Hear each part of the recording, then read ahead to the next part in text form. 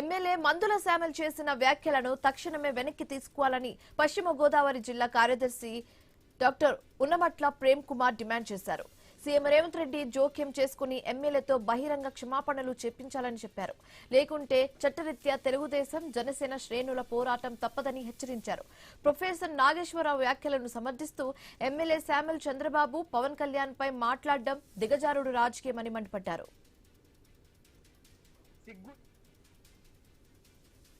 తెలంగాణ రాష్ట్రం నుంచి మందుల సామ్యులు అనేటువంటి మరి ఒక ఎమ్మెల్యే స్థాయిలో ఉన్నటువంటి వ్యక్తి ఇక్కడ ఆంధ్రప్రదేశ్ రాష్ట్రంలో ఉన్నటువంటి ఉప ముఖ్యమంత్రి వర్యులు గౌరవ పవన్ కళ్యాణ్ గారి కోసం, అలాగే ముఖ్యమంత్రి వర్యులు చంద్రబాబు నాయుడు గారి కోసం ఆయన ఎమ్మెల్యే అన్న విషయం మర్చిపోయి ముఖ్యమంత్రి ఉప ముఖ్యమంత్రిని ఖచ్చితంగా ఆయన మాట్లాడిన మాటలు సిగ్గు చేటు అనే విషయాన్ని ఈ రోజు మీకు తెలియజేస్తూ ఉన్నాం.